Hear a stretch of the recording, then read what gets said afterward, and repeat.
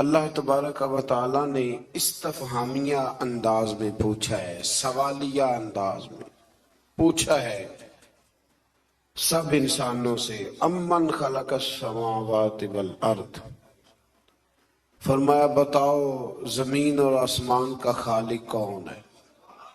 پھر ارشاد فرمایا کہ بتاؤ کہ آسمان سے بارش برسا کر بارونق باغات کس نے اگائے؟ اللہ نے۔ پھر ارشاد فرمایا کہ زمین کو کس نے مقام قرار بنایا؟ پھر فرمایا اس کے بیچ دریا جاری کیے، اور پھر لنگر کی صورت میں، میخوں کی صورت میں، قلوں کی صورت میں اللہ نے اس میں پہاڑ نصب فرمائے۔ پھر ارشاد فرمایا مبتلائے مصیبت کی فریاد کو کون سنتا ہے؟ اللہ۔ اور فرمایا اس کے دکھوں کا مداوع کون کرتا ہے؟ اللہ۔ فرمایا خشکی اور سمندر کی ظلمتوں میں راہ کون دکھاتا ہے؟ اللہ۔ پھر ارشاد فرمایا بارش کی نوید بنا کے ٹھنڈی ہوائیں کون چلاتا ہے؟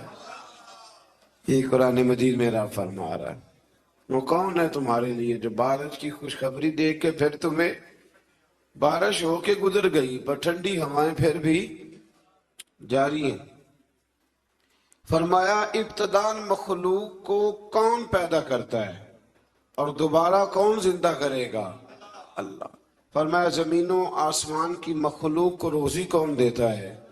اللہ۔ اور پھر فرمایا یہ سارے سوالات اٹھانے کے بعد اللہ عز و جل نے انسان کی عقل سلیم سے سوال کیا کہ اللہ معبود برحق کے سوا یہ سب کام کرنے والا کوئی اور ہے؟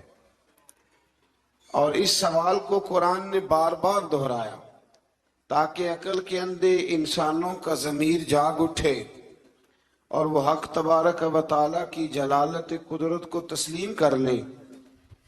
اس مقام پر بھی قرآن فرماتا ہے کہ اے انسان زمین میں چل پھر کے دیکھ لو کہ باغی قومیں جو تھیں پھر میں نے ان کا کیا حال کیا اور وہ کس انجام سے دوچار ہوئی۔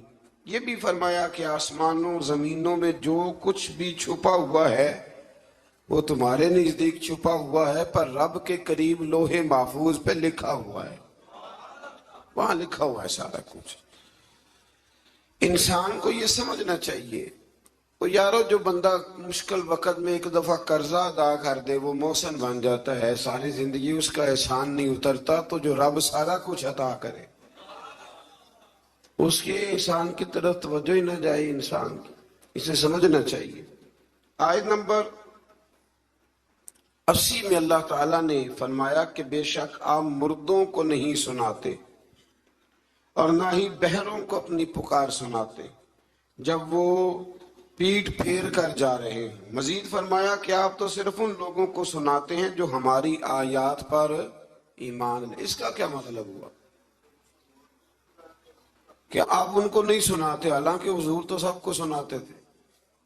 فرمایا ان کو نہیں آپ سناتے، آپ صرف ان کو سناتے ہیں جو ہماری آیات پر۔ اس کا کیا مطلب ہوا؟ اس کا مطلب ہوا کہ کافر آپ کی بات سنتے تو پر سمجھنے کی کوشش نہیں کرتے۔ کچھ لوگ اخذ نہیں نہ کرنا چاہتے، اپنا بدلنا نہیں چاہتے، تو ان کے سامنے آپ سارا کچھ